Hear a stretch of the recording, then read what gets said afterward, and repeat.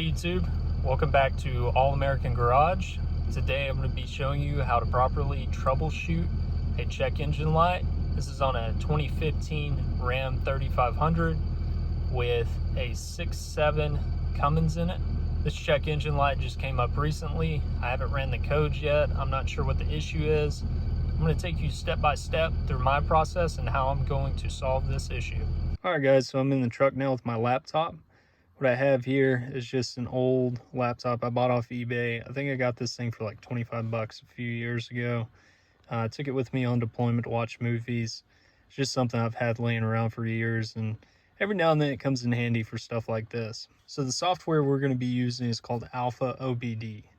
AlfaOBD is not a free software. It costs money. You have to buy a license key from their website. I've got my wife's Jeep and my truck, and it'll read all the codes and run diagnosis on both of those vehicles at a dealer level. So it's a really handy piece of software, and I highly recommend it if you have Chrysler products. And along with that, what I run to interface with the OBD2 port is a OBD Link EX, and I'll link those two things in the description of the video so that way you guys can find it pretty easily. I'm going to switch over video the desktop as I run this test so that way you guys can follow along step by step. You'll just plug in the USB for the OBD Link EX, and from there you should get a yellow indication light on that device. If you get a red light, that means the device drivers were not properly installed. If they weren't properly installed, you're going to have to go through a whole process to make sure they do get properly installed. I can do a video in the future to help you with that because it is kind of a convoluted, painful process. So from here, we're going to take this OBD link and plug it into our OBD on the vehicle. All right, so as you can see, we're plugged in down there and we have a green indicator on the OBD link. Once again, if your device drivers have not been installed correctly on the computer, you will get a solid red LED instead of a green or yellow LED. So as a quick note, I'm having to come back and re-record this video because the footage did not save initially. So I'm not actively hooked up to the OBD on my truck. I'm going to go through the steps that I took when I was hooked up, so that way you can follow through on your own. As an additional note, this process will not work on 2018 and newer vehicles. You will need a security bypass for the OBD2 port in order to access ECM functions and read fault codes. Alright, so we have AlfaOBD open. So what I'm going to do is come over here to advanced mode, click on it. From there, I have some different menu options. The first menu I want to tackle is interface. I'm going to click the drop down for interface. And these are all the interface devices that will work with AlfaOBD. The one that we're using is OBD Link EX. So I'm going to come down to this menu item, USB, OBD Link, SX, and EX. And I'm going to go back to regular mode. From here, I'm going to select my vehicle. So right now we're working on my truck. It's going to be Dodge Ram, then model. You'll select whether yours is a 2500 or a 3500. If you're watching this video, I assume it's one of those two. And then from there, you'll go to the function menu and you'll click which computer you'd like to access. We're looking for the engine computer, and as you can see, we have a drop down with multiple options for different engine types.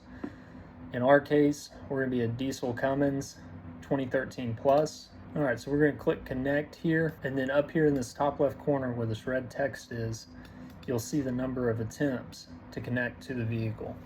Eventually it'll say connected. Once it does, come over here to status and faults, and then click read all faults.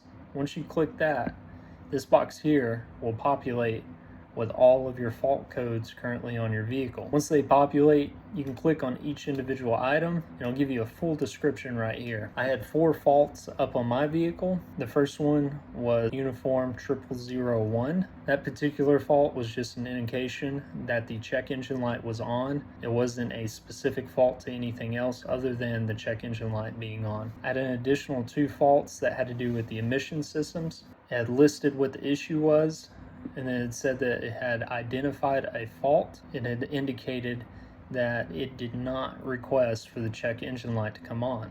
And the reason it didn't request the check engine light to come on my truck is because the truck's deleted and it's been tuned so that way the check engine light does not come on for those fault codes. The last code I had, uniform 3017, which is a communication error code. That error code will set when the internal clock or timer of the PCM has a mismatch with another control module's timer. Called the dealer on this code because I wasn't sure what it meant or what it should be. They said it was fine to go ahead and clear that code and continue to monitor the system. So that's what I did. I cleared it. We're going to run it for the next couple months and see what happens. Alright, once you've cleared all the faults, you're now good to disconnect from your OBD. It is important to note that this does have a lot of other tools inside of it, like plotted data here. What you can do is hook up your OBD port to your laptop and run the vehicle down the road. I'll give you some different parameters throughout the systems and diagnostics on the vehicle. This can be good when you're trying to diagnose an intermittent issue. Then you have some active diagnostics. So for this one, you just want to make sure that you clear all of the error codes before you start this. So this is able to look through different systems within the vehicle and identify changes and fluctuations forward when they actually create a problem and trigger a check engine light or a fault code. Alright guys, so that's just a pretty basic down and dirty diagnosing video with AlfaOBD. Hope this helped you out. If not, let me know below. I'll see if I can make any changes. Sorry this wasn't a bigger fault or a more in-depth video. This is really just kind of a basic understanding of AlfaOBD and how it works. Hopefully you find this helpful. AlfaOBD does have a lot of different functions inside of it. It's very vast. It's the equivalent of a dealer level diagnosing system, so I hope you can find good use for it. Hey guys, I just want to thank you for watching the video. Hope you found it useful. Please consider liking and subscribing below.